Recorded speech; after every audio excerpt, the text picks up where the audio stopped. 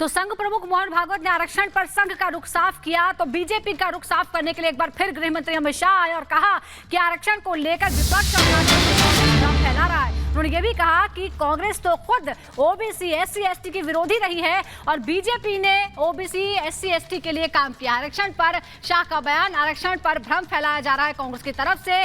मोदी की गारंटी है कि आरक्षण खत्म नहीं होगा। आरक्षण में कर्नाटका का जिक्र करके कहा कि कर्नाटक में आरक्षण पर डाका डाला कांग्रेस ने।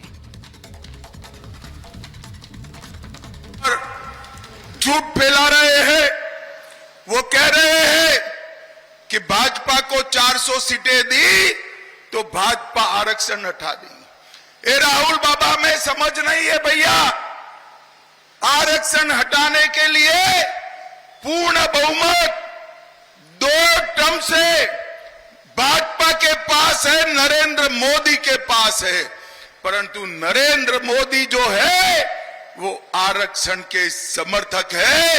मैं आज मोदी गारंटी कहकर जाता हूं, एससी एसटी और पिछड़ा वर्ग का आरक्षण ना भाजपा हटाएगी ना किसी को हटाने देगी, ये मोदी का गारंटी। भाई और बहनों, कर्नाटक में कांग्रेस की सरकार आई, 5% आरक्षण मुसलमानों को दिया। हैदराबाद में कांग्रेस की सरकार थी, 5% आरक्षण मुसलमानों को दिया। किसका कटा? जरा जोर से बोलो, किसका कटा?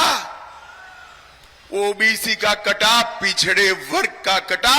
राहुल बाबा झूठ मत बोलो, पिछड़े वर्ग के आरक्षण को कम करने का काम अगर किसी ने किया है तो ये कांग्रेस पार्टी ने किया है।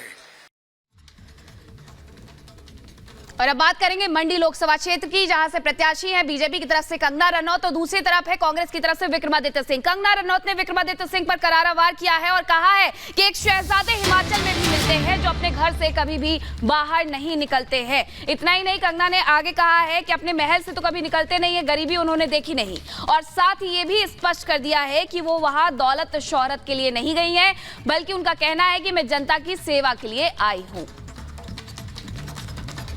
जैसे कि शहजादे हम देखते हैं, एक दिल्ली में है शहजादे, बहुत बड़े माता पिता की संतान, और फिर हम देखते हैं उत्तर प्रदेश में भी एक और बिगड़े हुए शहजादे, और हमारे हिमाचल में भी एक ऐसे शहजादे हमें देखने को मिलते हैं जो कि कभी अपने महलों से उतर के देखें तो पता चलेगा कि गरीबी क्या होती है और गरीब की क्या मजबूरियां होती हैं और क्या होता है अपने प्रदेश के प्रति, अपने मातृभूमि के प्रति कोई स्नेह, कोई प्यार। आज मुझे कोई दौलत, कोई शोहरत, कोई मीडिया की अटेंशन, कोई काम की कमी यहाँ खींच कर लेकर नहीं आई है।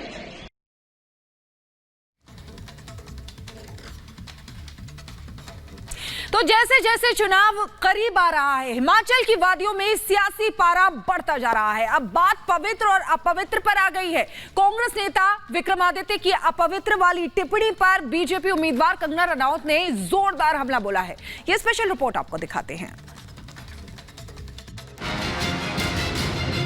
इन सब पुरुषों को जो आज आपकी बहन को कहते हैं तू अपवित्र है, तू चली जा यहाँ से, आपको मजा चखाना है।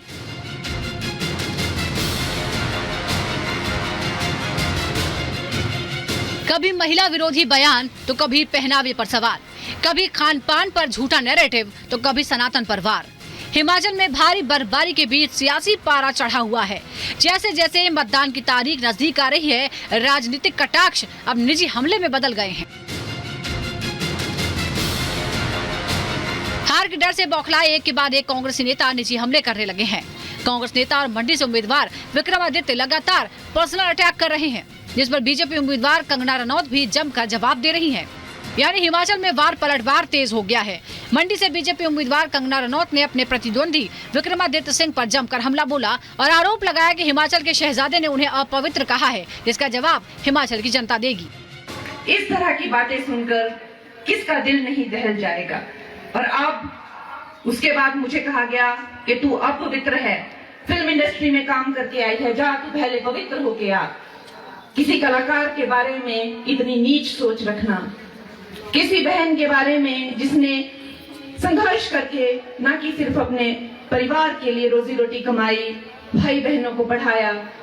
मेरी बहन पे एक्सीडेंट में एसिड अटैक हुआ था, उनका इलाज करवाया, ना कि सिर्फ इतना ही किया जबकि पूरे प्रदेश को जो है पूरे देश में सम्मान दिलाया। इस तरह की बातें मेरे बारे में करते हैं कि तू पवित्र होकर आ। जो आज आपकी बहन को कहते हैं तू अपवित्र है, तू चली जा यहाँ से, आपको मजा चखाना है। कंगना रनौत ने अमीर और गरीब का मामला उठाकर भी कांग्रेस पार्टी के साथ साथ विक्रमादित्य पर तंज कसा और कहा कि अमीर घराने के लोगों को गरीबों के विकास होने से परेशानी होती है। जाहिर है हमें पता चलता है कि महिलाओं की क्या दशा है इस वक्त। दोस्तों, एक तरफ ये कांग्रेस के लोग हैं जो इस तरह की बातें करते हैं क्योंकि ये अमीर घरों के बच्चे हैं, ये हर तरह की सुख सुविधाओं में पले बड़े हैं। मंडी से बीजेपी उम्मीदवार कंगना रनौत यही नहीं रुकी, उन्होंने पहनावे को लेकर भी कांग्रेस पार्टी को घेरा। उन्होंने कहा कि कांग्रेस को उनके पहनावे से दिक्कत है। उन्होंने आरोप लगाया कि कांग्रेस के नेताओं को तो उनका सांस लेना भी खटक रहा है। दरअसल कुछ दिन पहले ही कांग्रेस ने कंगना के कपड़ों पर अभद्र टिप्पणी की थी। यहाँ तक कि मैं कोई ड्रेस पहन लूं किसी क्षेत्र की, उसको लेकर भी मुझ पर टिप्पणियां हो रही हैं, अभद्र बातें हो रही हैं कि जैसे फिल्म की वो शूटिंग कर रही है। ये बात भी मेरी इनके आंखों में खटक रही है, हर बात जैसे मेरी इनकी आंखों में खटकती है। मेरा तो मात्र सांस लेना ही इनकी आंखों में खटक रहा है। ये पहली बार नहीं है जब कंगना रनौत पर व्यक्तिगत टिप्पणी की गई हो। इससे पहले विक्रमादित्य सिंह ने बीफ खाने को लेकर भी बीजेपी और कंगना पर तीखा हमला बोला था, जिस पर कंगना ने मनाली में जोरदार जवाब दिया था। हिमाचल की मंडी सीट पर मतदान 1 जून को होना है, लेकिन इस हॉट सीट पर पारा अभी से चढ़ा हुआ है, क्योंकि एक तरफ बॉलीवुड की क्वीन कंगना रनौत हैं, जो विक्रमादित्य सिंह को ईंट का जवाब पत्थर से दे रही हैं। जुबानी जंग में कोई भी भारी हो, लेकिन लोकसभा चुनाव में कौन बाजी मारेगा इसका फैसला तो 4 जून को होगा। Bureau report, Republic Bharat. और हिमाचल के बाद अब बात उत्तर प्रदेश की। सवाल ये कि क्या बाहुबली और पूर्व सांसद धनंजय सिंह के बाहर आने से जौनपुर का सियासी गणित बदल जाएगा? आखिर क्यों धनंजय के बाहर आने से एनडीए और इंडी गठबंधन में खलबली मच गई है? इस खास रिपोर्ट में आपको दिखाते हैं।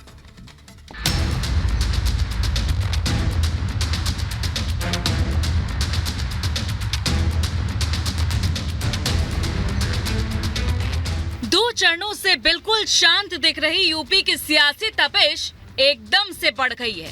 वोटिंग से करीब 1 महीने पहले जौनपुर लोकसभा सीट का चुनावी समीकरण बदलने की हवा चल पड़ी है। वजह है बाहुबली और पूर्व सांसद धनंजय सिंह की जेल से रिहाई।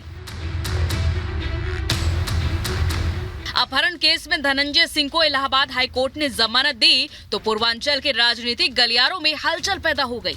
एनडीए के साथ ही इंडी गठबंधन की भी धड़कनें तेज हो गई, क्योंकि अभी तक जौनपुर से जहां बीजेपी और समाजवादी पार्टी के बीच मुकाबला दिख रहा था, धनंजय सिंह के बाहर आने के बाद मुकाबला रोमांचक हो चुका है।